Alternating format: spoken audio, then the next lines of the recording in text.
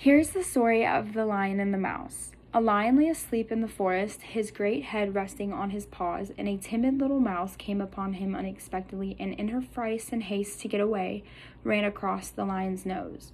Roused from his nap, the lion laid his huge paw angrily on the tiny creature to kill her. "Spare me," begged the poor mouse. "Please let me go, and some day I will surely repay you." The lion was much amused to think that a mouse could ever help him, but he was generous and finally let the mouse go. Some days later, while stalking his prey in the forest, the lion caught in the toils of a hunter's net. Unable to free himself, he filled the forest with his angry roaring. The mouse knew the voice and quickly found the lion, struggling in the net. Running to one of the great ropes that bound him, she gnawed it until it parted, and soon the lion was free. "You laughed when I said I would repay you," said the mouse. "Now you can see that even a mouse can help a lion."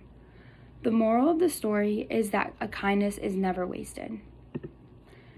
I chose this story to compare because it reminds me of a lot of events in my life, actually, but one in particular. When I was working out with my coworker and his friends at the gym. I'm going to tell you what happened while I was working out with them and link those two stories together. Here is how I learned that a kindness is never wasted. A few months ago, I worked out with a group of boys who I knew from school and work, but I came home from that workout feeling very down on myself. We all met at the rec center at UNG Dahlonega one day after school, and I was super excited to try new things because I hardly ever work out with a group of people, especially new people that I don't know.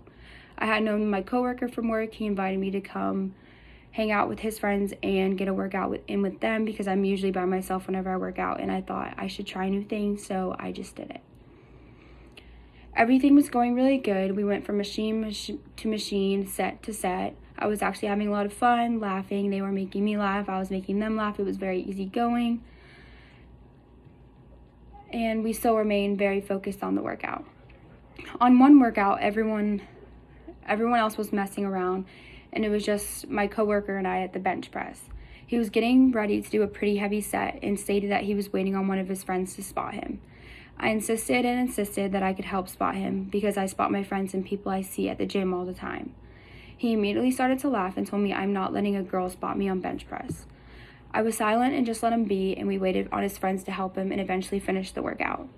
I went home feeling extremely embarrassed and kind of angry at the fact that he laughed at me when I was just offering to help him with something I'm very capable of doing. I worked out again that next week alone, but when I went to the rec center, I saw my same coworker there but kept to myself. I was doing my own workout, just wanted to be by myself because I was kind of embarrassed by the last time I worked out with him. About an hour into my workout, I heard a loud noise followed by a grunt, and when I looked over, I saw my coworker with the bench press laying on his chest, and he was struggling and incapable to get it off himself. I run over to help him, and I lift the bar off his chest, and he thanked me over and over, and he was super embarrassed. His face was red, so I can tell he was very embarrassed. I smiled and laughed a little bit, and I said, "Anytime," and I went home. I thought to myself that it was kind of funny that he said I could never help him, but I ended up helping him when he needed someone the most. In the story, The Lion and the Mouse, I was perceived as the mouse in the situation, and my coworker was the lion. The moral of the story is a kindness is never wasted.